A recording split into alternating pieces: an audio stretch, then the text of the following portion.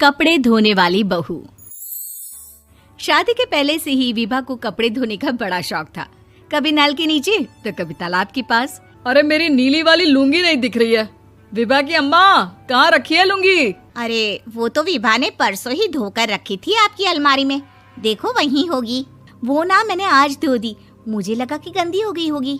अरे कैसे गंदी हो गई थी? उसे तो मैंने पहना भी नहीं। हे भगवान, इस लड़की के कपड़े धोने की आदत से परेशान हो गया हूँ मैं। जितना तो घर में राशन नहीं आता, उससे कहीं ज्यादा डिटर्जेंट पाउडर का खर्चा है। इसकी शादी करवा दो, शादी जाए अपने घर में ही करे काम, फिर चाहे घर के कपड़े धोने हो या पूरे गांव के। हाँ ठीक बोल रही हूँ, देखता हूँ मैं कोई लड़का। वो दिन भी आ जाता है जब विभा को देखने लड़के वाले आ जाते हैं। लड़की मुझे अच्छी लगी। होने वाली सास कहती है, बेटी अगर कुछ पूछना है तो पूछ लो। वैसे तो हमारी लड़की बहुत ही शर्मीली है, जो बोल दो वो मान लेती है, इसे क्या पूछना होगा। अरे कैसी बात कर रही हो माँ, मुझे इन लोगों के घर रहना है, सवाल तो कई है। हाँ हाँ बेटा, पूछ लो ना, क्या पूछना है। आप लोगों के घर कपड़े कौन धोता है? सास का मुंह बन जाता है।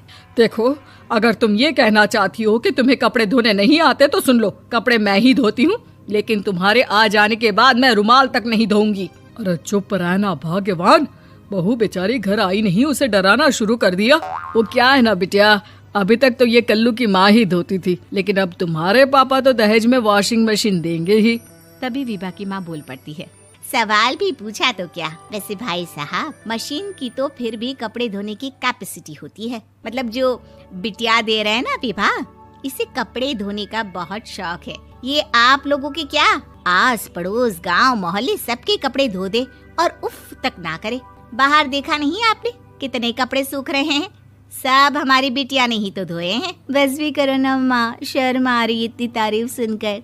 और तो और एक दाग निकाल कर दिखाओ तो मान जाओ। हाँ अच्छा, माफ करना बेटा, मैंने गलत समझा।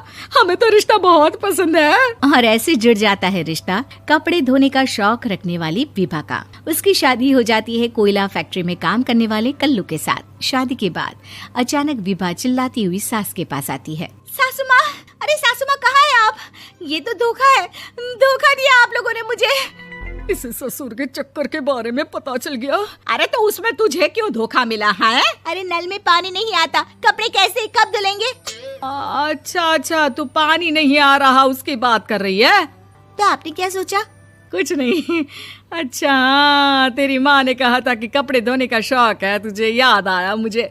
शौक बोलकर कपड़े धोने वाले मेरे जुनून को कम ना आके सासू माँ, कपड़ा धोना मेरा गुरूर है। तभी पति भी वहाँ आ जाता है। अभी मैंने इसे सनी देओल की फिल्म दिखाई है, उसी के डायलॉग मार रही है माँ। अच्छा सुन, साफ साफ बता रही हूँ, पानी सुबह 4 से 6 और शाम को 10 से 12 आता है, समझी? विभा टाइमिंग सुनकर हैरान हो जाती है। ये क्या भूतों का मोहल्ला है? सुबह 4 बजे उठकर कौन कपड़े धोता है? 4 बजे टंकी में पानी जाता है, फिर सारा दिन धोना ना, किसने मना किया? अरे कैसी बात कर रही हैं? 200 लीटर की टंकी में कितने कपड़े धो लूंगी मैं? सुबह ही उठ जाऊंगी मैं। अब क्या था, विभा सुबह 4 से लेकर रात के 12 बजे तक कपड़े ही धोती रहती। एक रोज सास पड़ोस से निकलकर कहीं जा रही होती है कि साथ वाली कहती है, हाँ कल्लू की माँ, जरा ये बताओ कि 2 साड़ी है, 2 ब्लाउज और एक पेटीकोट और एक नाड़े वाला लंबा कच्छा। हाँ तो? अरे तो क्या, कितना लोगी धुलाई ये बताओ। धोबन दिख रहे हैं हम क्या? हमारे पति सरकारी नौकरी से अभी रिटायर हुए हैं और बेटा सुपरवाइजर है कोयला फैक्ट्री में। धोबन समझ रखा है हमें? हाय रे कल्लू की अम्मा, माफ कर दो, वो तो मोहल्ले में यही सब बता रहे थे कि तुमने बहू को कपड़ा धुलवाने के काम में लगा दिया है। सास को पड़ोसन की बात सुनकर गुस्सा आ जाता है। वो घर पहुंचती है जहां घर के बाहर ही इतने सारे कपड़े सूख रहे होते हैं जितने कि किसी धोबन के घर पर। अरे ओ कल्लू की दुल्हन, बाहर निकल। माँ जी यहीं आ जाओ, बाथरूम में चादर धो रहे हैं हम। अरे अभी हम धोते हैं, तुमको बाहर निकलो। ये आस पड़ोस वाले बोल रहे हैं कि हम बहू से कपड़े धुलवा कर उसे कपड़ा धोने वाली बना दिए हैं।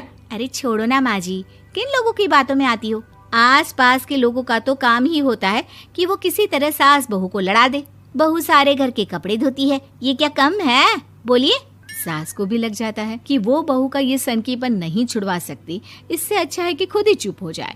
एक रोज सास और बहू मंदिर जाते हैं, जहाँ सास की साड़ी वहाँ खड़ी भीख मांगने वाली से मिलती है। माँ जी क्या बात है, आपकी साड़ी उस भिखारन से कितनी मिल रही है ना? हाँ हाँ देखो तो, दोनों की साड़ी मिल रही है। क्या बात है कल्लू की अम्मा, तुम खुद को तो अफसर की बीवी बताती हो और ऐसी सिंपल सी प्लेन साड़ी पहनकर घूमती हो। सिंपल और प्लेन नहीं है ये साड़ी। तो क्या सोने के धागे से फूल बने हैं? कुछ भी सासू माँ, कुछ भी। हाँ बने थे इस साड़ी में सोने के धागे से फूल। मेरे पति लेकर आए थे मद्रास से स्पेशली मेरे लिए 10,000 की। ताहे भाई साहब इस भिखारन के लिए भी सेम टू सेम साड़ी लेकर आए होंगे 10,000 की। सास उस वक्त तो कुछ नहीं कहती, लेकिन बहू के साथ घर आती है और अलमारी से एल्बम निकाल कर लाती है। ये साड़ी देख रही है, ये वही साड़ी है जिसे मैंने अभी पहना था। इस साड़ी में ये जो चमकदार फूल दिख रहे हैं ना, ये सोने के धागों से काढ़े गए हैं। लेकिन तू लोकल वॉशिंग मशीन ब्रश से घिस घिस कर सारे फूलों को निकाल कर साड़ी प्लेन कर दी। मुझे माफ कर दीजिए सासू माँ। और तो और, जब मैंने तुझे तेरी गलती के लिए कुछ नहीं कहा, लेकिन तूने तो सबके सामने मेरा मजाक ही बना दिया। क्यों? बहू को समझ में आ जाता है कि अब से उसका कपड़े